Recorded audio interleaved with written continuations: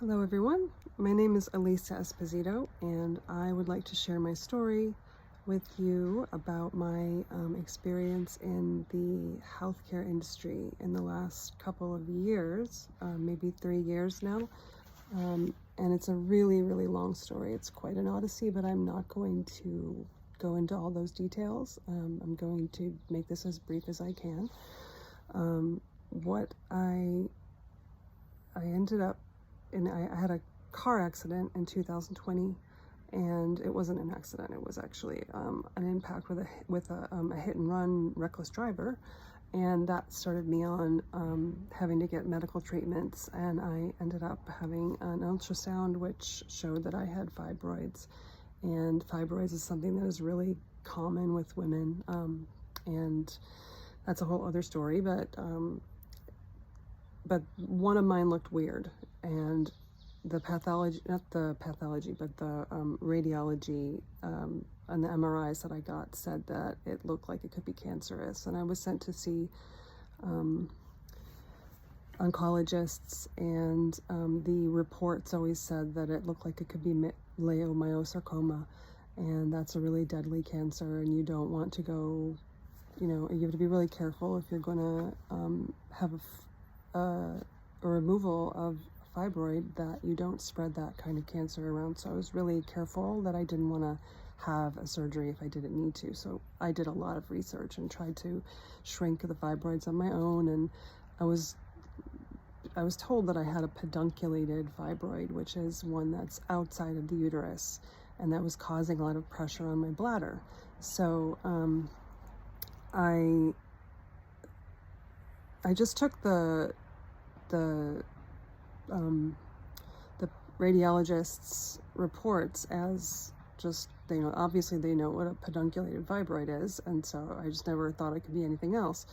And but all along I'm thinking it's these two fibroids. I'm having these really major problems with bleeding and with urinary urgency and all this. So I go ahead and I decide, after like a year of trying everything, to go ahead and have a hysterectomy.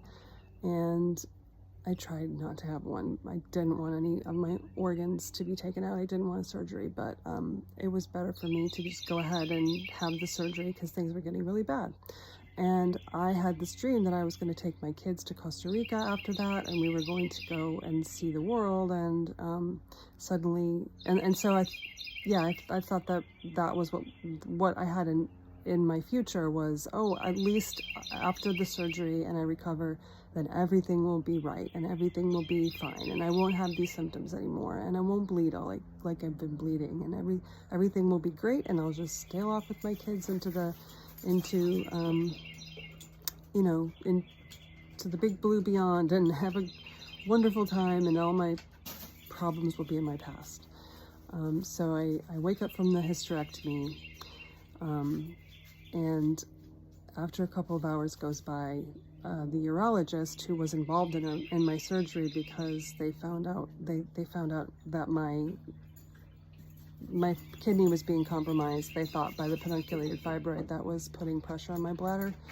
And so a urologist was involved in the surgery, and he came to my room after I was in recovery and said that the one that they thought was a pedunculated fibroid was actually a tumor growing within the walls of my bladder. So it's like the size of a grapefruit, and it's growing within the walls of my bladder. There's like a mucosa on the inside and like just a cover, like a membrane on the outside. Mine is growing like in the middle of those two things. And I had symptoms since 2017. I was sent to see a pelvic floor therapist. Everyone just kind of thought it was stress and anxiety, stress incontinence that I was having. And I was going to all of these kinds of treatments, which were just like, why was I even being sent there? I should have had somebody check me out ages ago to tell me, to diagnose me with what turned out to be a tumor in my bladder.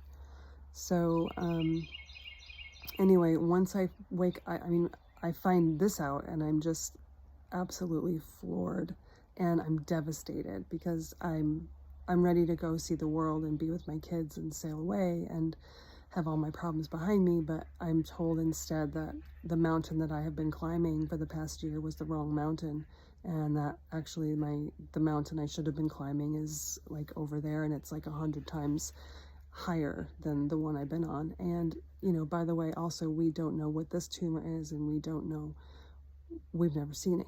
The urologist said he'd never seen anything like it before. And so I'm just plunged into devastation. And so the next thing I have to do, like within days of having an open hysterectomy, is to start calling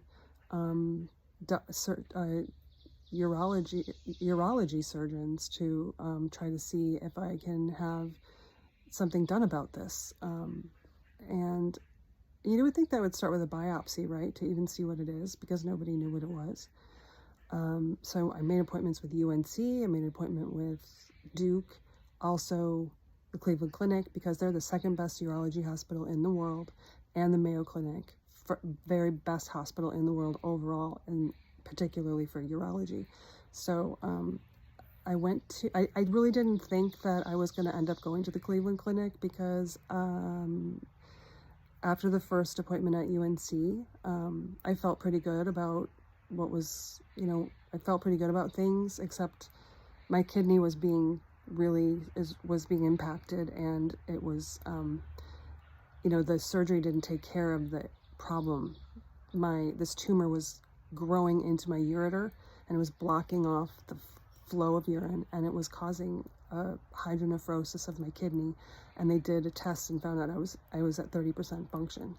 So on that side, the right side, and then I went to Duke, and this Duke doctor scared the hell out of me. He just came with his bag of tricks and told me all of the things that they could do to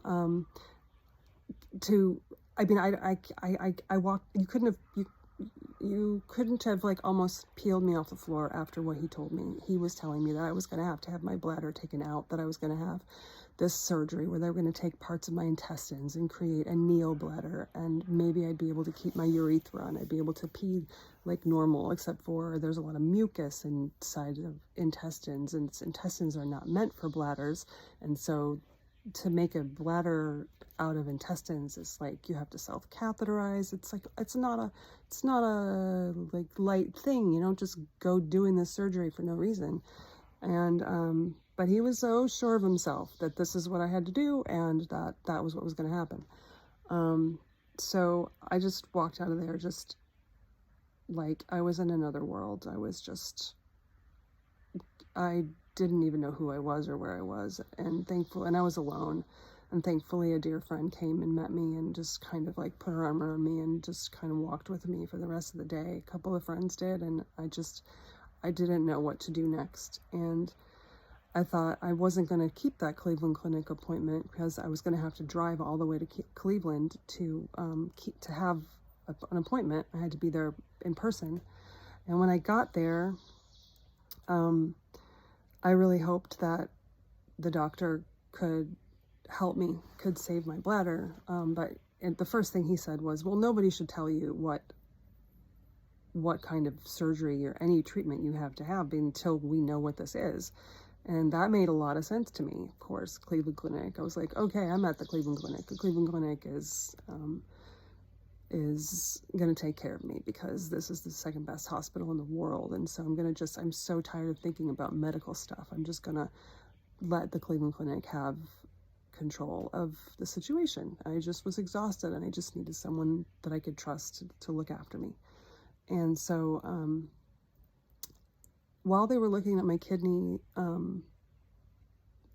MRIs, they also saw in my pancreas a tumor, a small weird tumor. So I have to go from North Carolina to Cleveland Clinic to get 2 biopsies each day back to back. So I've got to go one day to have a biopsy of this pancreas tumor, and the next day to have a biopsy of my bladder tumor to find out what the hell was going on inside of me. And it turned out that my bladder just has a fibroid, like grow on women's uteruses all the time. It's just growing on the smooth muscle of my bladder, and fibroids can grow on any smooth muscle. So it's just extremely rare for one to grow on your bladder. I had one doctor tell me, because I was just like, why didn't somebody know this? Why? There were probably 14, 15 professional people who were medical people who were looking at these MRIs. I had to see many, many, many MRIs because I wanted to watch and wait until I felt like it was safe to have surgery, until I felt like they rule out leiomyosarcoma. So why, after all of these films have been taken, that nobody has said maybe it's not a pedunculated fibroid, maybe it's something else. So this one doctor said, because I was asking why didn't somebody catch this, and she said, well, sometimes when you hear hoofbeats, or when you hear hoofbeats, you think it's a horse, and sometimes it turns out to be a zebra. So that was my case. I just turned out to be a zebra. And so anyway, they then told me that here I am at the Cleveland Clinic trying to get my bladder taken care of and trying to save my kidney, which has now been allowed to be strangled off for months, more than it ought to have been. And now, instead of me being able to take care of my bladder, I'm having to take care of my pancreas. I'm having to see a whole new, the whole bladder thing, and now I'm in pancreas surgery. I'm going to have pancreas surgery. I'm reassured by my urology doctor that I can just table that even though Duke asked me, and even though UNC asked me and told me that I should have my kidney stented so that it wouldn't have any more damage, Cleveland Clinic doctor said, no, you don't need to. They did a test and they thought it was flowing slowly, but it wasn't blocked completely. And so I didn't need to have my kidney stented. So, but I'm like losing my mind at this point. I'm just like, my mental health is just completely suffering, and I'm just so unhealthy in so many ways, but mostly because I'm so stressed out and I have so much anxiety about this, that I just say, look, I need to get away from here. I need to get away from all this medical stuff. Can I go to Costa Rica for 3 months, and then I'll come back and do pancreas surgery? And then we can figure out what to do with my bladder next, because they said my pancreas surgery had to happen first because it could potentially become cancerous one day. And so I agreed, and I went ahead and scheduled the surgery, went to Costa Rica for 3 months, came back, and went to my follow-up with pancreas surgery, which I've said, like, I didn't even mention that, did I? Because I said I was going to keep this short, but that's like being attacked by a bear. It's just excruciating to have your pancreas, have a pancreas surgery. They did things that I didn't understand before. I asked certain questions and they were answered in a particular way that did not really give me the answers that I needed to understand what was going to happen inside of my body. And so basically I was told that like little tiny bit of my pancreas was going to be taken out along with the tumor. And so I go for my follow-up. After Costa Rica, I go for my follow-up with the urology doctor. And I'm waiting for him to tell me that he can do something to save my bladder. And my life is like hanging in the balance. And I'm terrified that he's going to say something like Duke told me, that I was going to have my bladder removed. And that's what he told me. He said, you're going to have your bladder out. I could have done something about this a year ago, but it's been too long now, and you're going to regret having a surgery. Anything other than having your bladder out is not a good idea. And I asked if it could be embolized. I asked and the answers were basically no, and that I needed to have this surgery as soon as possible. And he told me that he was going to have to use some of my intestines to create a new receptacle, that like a urine reserve out of my intestines that was going to serve as a place to store urine, and I was going to have to catheterize it like many times a day. And and I mean, I just said, okay, put me on your schedule, because I was at the Cleveland Clinic and I was just exhausted at this point, and I just was like resigned, like, okay, put me on your schedule. And then I went on the same day to my follow-up with my pancreas doctor, because I wanted, well, anyway, he told me that it wasn't just the little 2 centimeters that he took out, that he told me he was going to just take out 2 centimeters of my pancreas. Turned out he cut my pancreas in half, rerouted my guts to try to, he had to cut a piece of my intestines to reroute my guts to attach to the free end of this pancreas, which has now been cut in half. And like, I didn't know any of these things before the surgery. Nobody told me. And I just I probably wouldn't have argued if I had known the full story, but I really just was like, I'm at the Cleveland Clinic. The Cleveland Clinic is taking care of me. I don't have to, worry about this. And well, it turns out I was all wrong about that, because I went back to North Carolina, and I went to UNC and Duke again, and I ended up being asked by UNC and Duke again, why haven't my kidney been stented? Why didn't you have it stented? And I said, because the Cleveland Clinic told me it didn't need to be. I was told multiple times that the Cleveland Clinic, I thought I was at the Cleveland Clinic, and the Cleveland Clinic said, no, I don't need to have my kidney stented, so I didn't. I just went to Costa Rica and was glad I didn't have to have a piece of plastic in my body. But I said multiple times, I will have my kidney stented before I leave if it's going to help protect my kidney.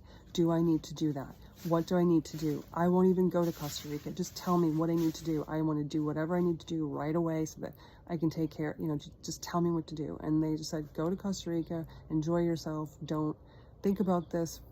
You're fine. You don't need to have your kidney stented. Well, the Duke doctor said that he would try to do a surgery that would save my bladder. He didn't think it was good chances that it would be saved. But that, why didn't I have my kidney stented, he said. I said, and then he said, I would guess that at this point, after all this time, that your kidney is non-functional now. And if we do a surgery, when we do the surgery, he said, that if it's less than 15% function, it's considered to be a dead kidney, and we would remove it. So we did another test to find out, and I was like hoping that the Cleveland Clinic was right and I didn't have to have it stented. But we did the test and found out that my kidney function was down to 14% now.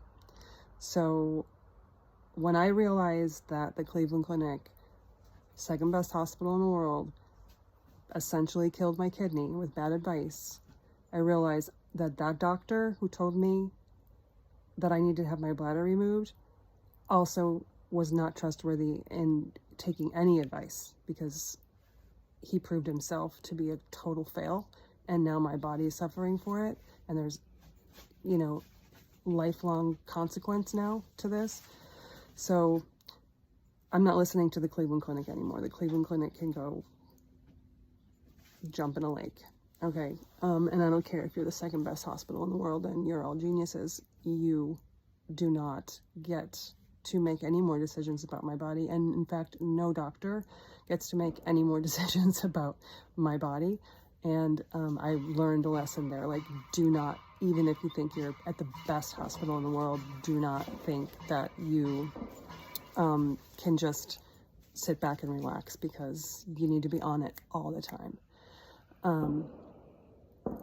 I asked my pancreas doctor, so what's it like to have because I didn't realize what he had done to me. And I was thinking I was going to have this bladder made out of my intestines. I said, what is that like to have because he's a gastro guy. So I was like, what is that like to have an intestinal surgery where you get your guts taken out and cut and moved and all of that?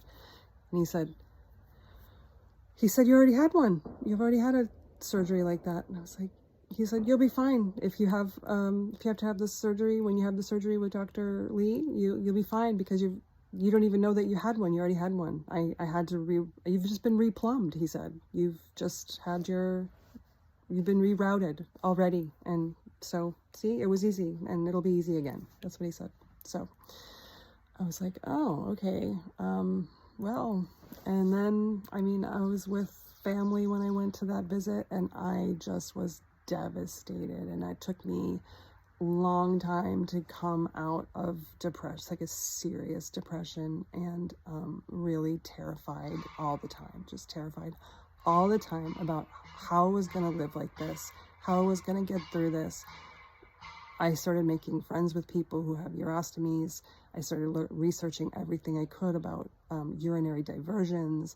I was just figuring I was going to have to live without a bladder. And how did I want to live without a bladder? Did I want one of these things where they do stuff with your intestines? Or did I want to just keep it simple and have a bag? Well, I made a decision that I was just going to have a urine bag, because when you start taking your digestive system and making new organs out of it, not only is that organ not that great of a functioning organ, there's consequences to that are daily medical consequences. And also you have problems with things like vitamin deficiencies, because the section of intestine that they use to create that bladder is where you get all your vitamin B from. So suddenly you've got a fake bladder reservoir that you're having to all the time stick a catheter in to empty every day, multiple times a day. But now you're also vitamin B deficient and exhausted all the time, and you have to, there's just like a cascade of effects that happen, and you have to know exactly what you're in for. And I just was like, okay, I can't do that. I can't do that. And it was so terrifying to me, this idea that I would become a medical patient for the rest of my life, and that I would have to sit at home waiting for my next box of medical supplies to show up. And what I really wanted to do was get back to Costa Rica, to this really, really remote place that if you have a medical problem like that, you just can't be there. You have to be near a hospital. Basically, you just can't be in remote places. You can't do the same things that you would do, that I wanted to do, and have urine bags. Like, you just can't. In that part of the world, there's just not even addresses, so you can't get shipments of anything. It's like, I wanted to live that kind of wild life, and if I had a cancer, or if I had pain and I just couldn't live like this, then it would be one thing that I could live with my choice, because I would be grateful. But after my hysterectomy, I had no more symptoms, and I knew I didn't have cancer. So to hear that I had to have my bladder out was like, I just couldn't make any sense of it. And it was just terrifying. And I couldn't stop thinking about it constantly. And I called, I finally talked to Dr. Lee, the Cleveland Clinic doctor, and I said, you have to take me off your schedule. I can't do this. I just can't be, can you talk to your IR team? Can you talk to the interventional radiologist, see about embolizing? Can we embolize it? Well, I never heard back from him. And then when I was at Duke, and I got on the Duke schedule for the perhaps we can save your bladders scenario. And when I asked him about embolizing it, he said, no, I don't think you should embolize it. It's not a good idea. You just need to have surgery, and you should have had it 2 years ago. You do not need to wait any longer. You need to be on my schedule. So I got on his schedule.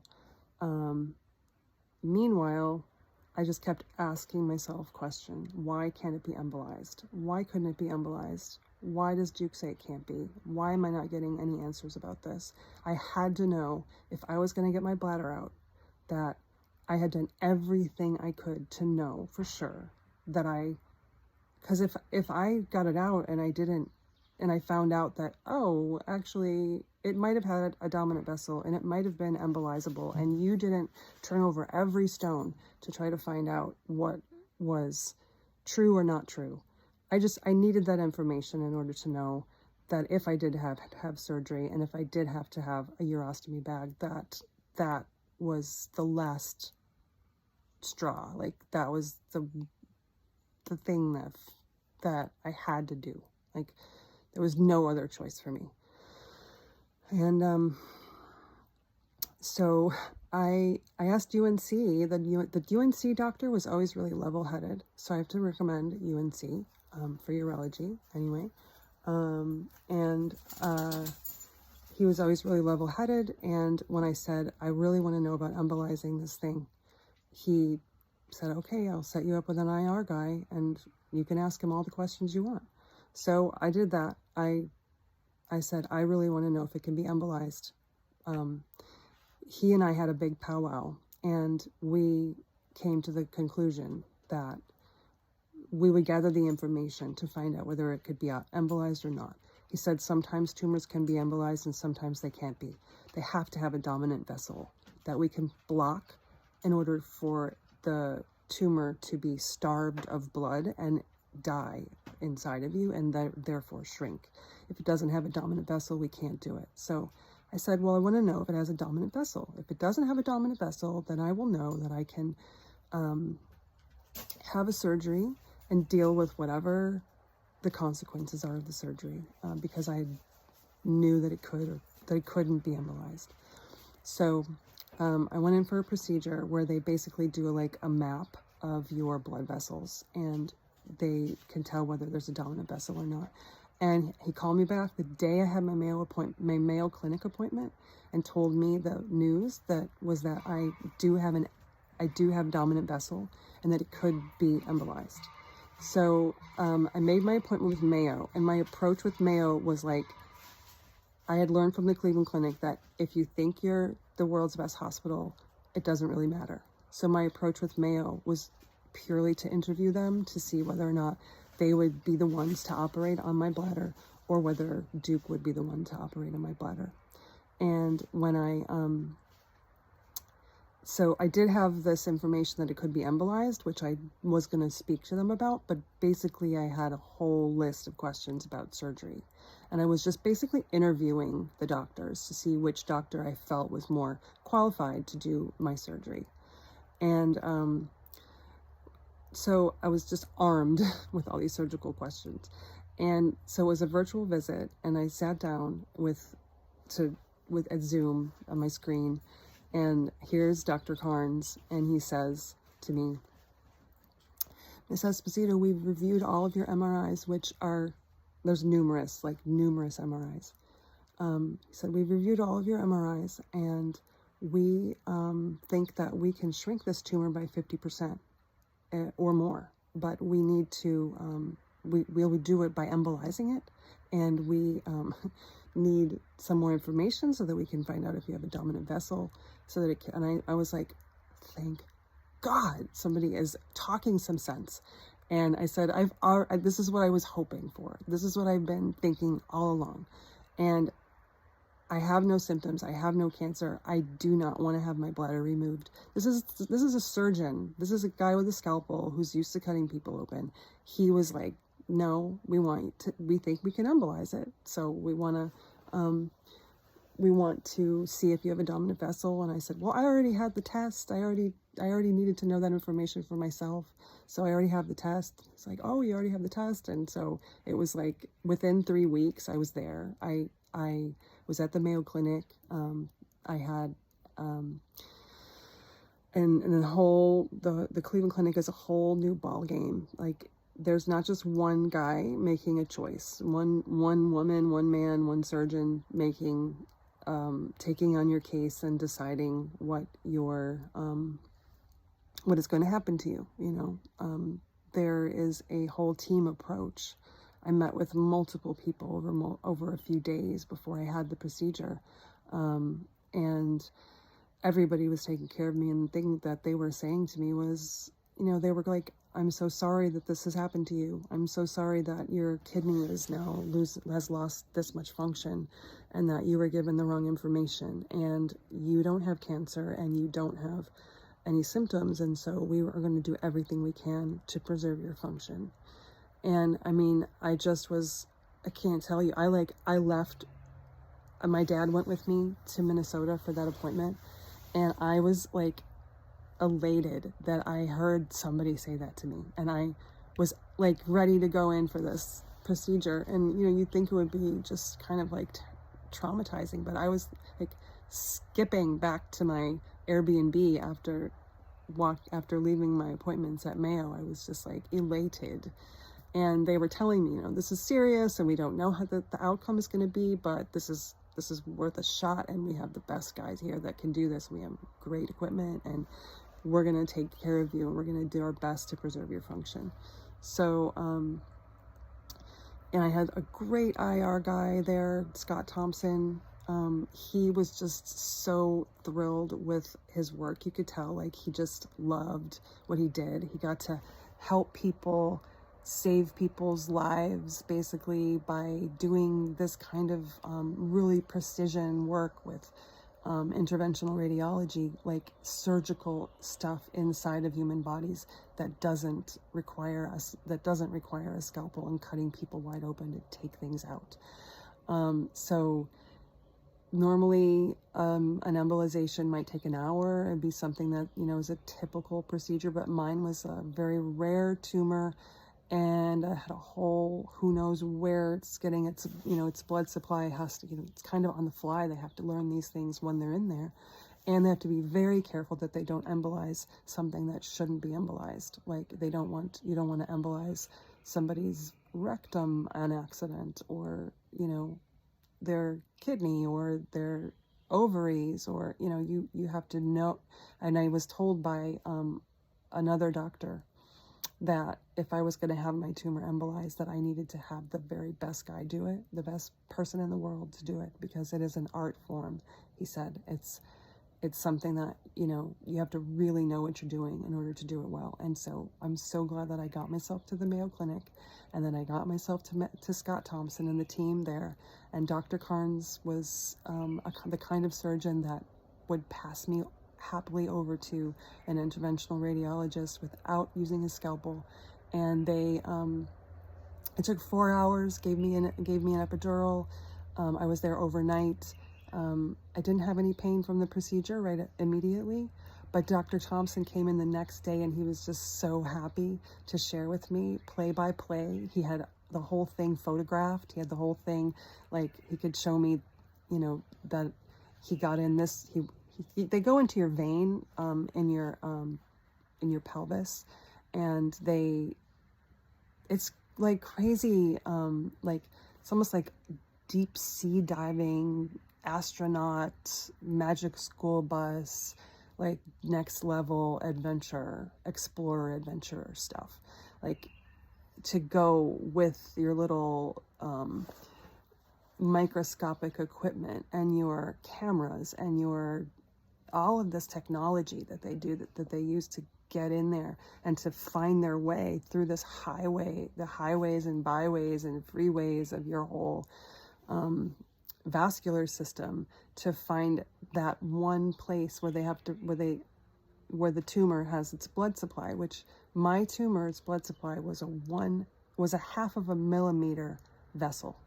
So he found 1/2 of a millimeter vessel and release these little micro beads into my bloodstream, which then follow that and then plug up and then get to a small place in a vessel, and then just plug the spot and keep the blood from flowing. And they can tell that it was successful because they take a picture and it's like, oh, no more blood is going to that area. But we have 25% more that is still being that still has a blood supply. So then they had to go find another dominant vessel. Thank goodness there was another dominant vessel that they could find. And so he basically embolized 100% of this tumor, and was able to tell me the next day that he expects me to have a really good result because it's been 100% embolized. And now we just watch and wait. And so I went back to my Airbnb with my dad, and we were there for a few days, and I started to have a lot of pain, and it was like the worst, most excruciating bladder infection or urinary tract infection that you've ever had. And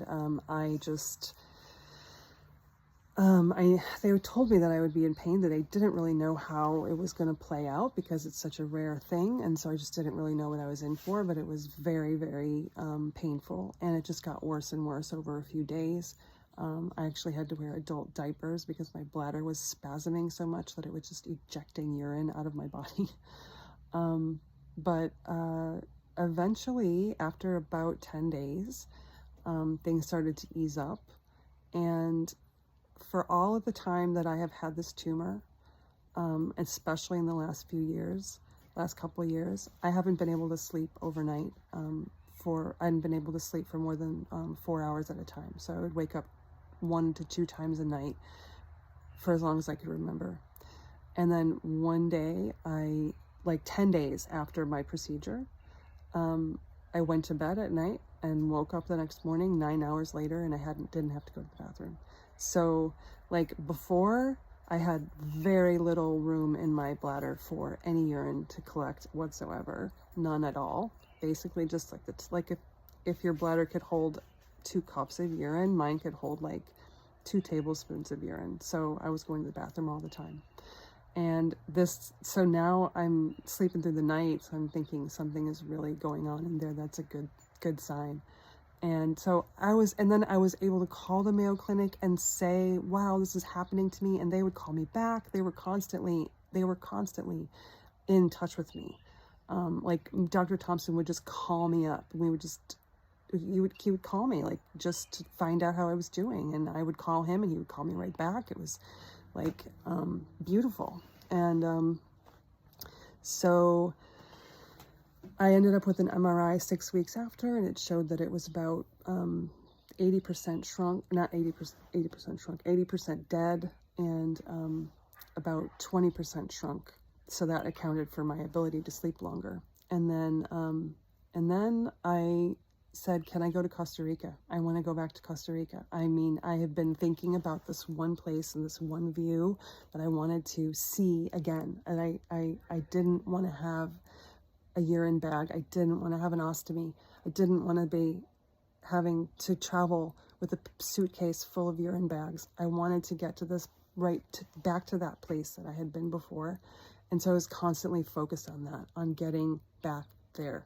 So it was like this, can I go? I want to go. Can I go? When can I go? And they just said, go and go do it. Go. One of the IR doctors said, the original one said, you're golden, go live your life. So I came back after Costa Rica and realizing every turn, you could not do this if you had to have a urine bag. You could not do that if you had to live with a urine bag. You couldn't be doing so many of these things, if you had to have this bag stuck to your side, you just couldn't do this, that, or the other thing. And so I made some wild decisions while I was there, but that's another story for another time. I'm going to stick to this story for now. So I basically I went home from Costa Rica, went straight to another MRI, because now it's not even been a year yet. It's almost a year since I had this procedure. It's almost been a year. And so at about 10 months after my procedure, I had another MRI, and it showed that it was even smaller, probably 60% of what it was before, much more room in my bladder. I don't have any symptoms at all now, and the pressure is off my kidney. Dr. Thompson said 15% function is function. We don't want to have to take your kidney out if we don't, you don't need to have your kidney. What we want to do is get the pressure off of your ureter so that you can keep even 15% function. 15% function is important. And so I was like, yeah, I kind of agree with you. And so thank you for saying that. And thank you for saving the remainder of my kidney and for saving my life and my children's life, basically, because I now can do the things that I dream of. I am free, and I just want to share my story because, I mean, I'm not complaining about, it's been a crazy ride. And if I wasn't on it all the time, I couldn't work. I had to stop working because all I could do was think about this 24/7, how I was going to get out of this predicament and how I was going to save my life and my kids' lives from having to have me be a medical patient for the rest of my life. My kids have already lost their dad to ALS. My husband died of that in 2016, and I want to live a full life in wild places, in remote places. I want my kids to not worry about me. I want to be healthy. I want to be strong. I want to be, I appreciate a healthy body, that I have a healthy body, and I'm grateful that I have had the opportunity to get to the best hospital in the world so that I could achieve the kind of care. And I say achieve because I think it was an achievement, because I know that there are people out there. I know, because if I don't understand, like, just because you're at Duke, it's the best hospital in North Carolina. Just because you're at the Cleveland Clinic, it's the second best hospital in the world. It doesn't matter.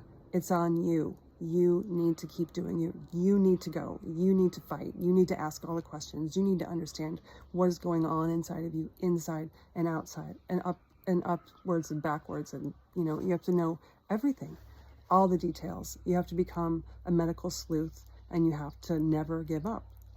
Just don't roll over, and ask all the questions, and don't be afraid of those doctors, because they don't know everything. And it's your body, and you have agency that you can, you can do it. You can do it. I was told by one of the IR doctors that I have pulled a baller move, and that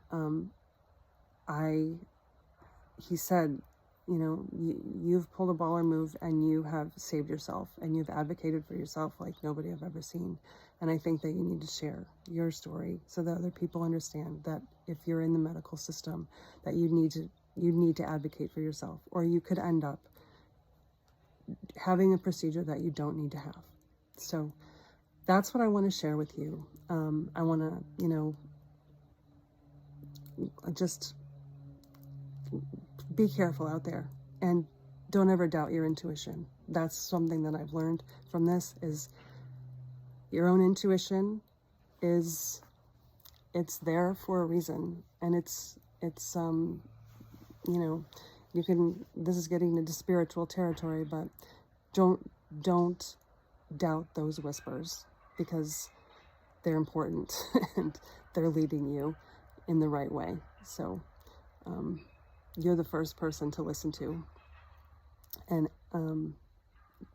ask.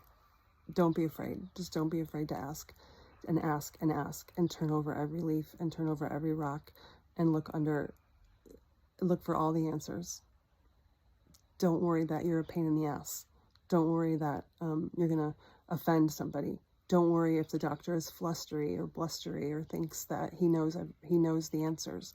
They don't know the answers. You know to keep going, and keep going, and wonder. Don't forget to wonder. I wonder about this. I wonder about that. And ask those questions that you wonder about. And if you don't get the answer you want, make sure you go get at least 4 second opinions. Just keep going for the opinions, different opinions, until you know that you're in good hands. And ultimately, no matter what, it is always your choice. Always you.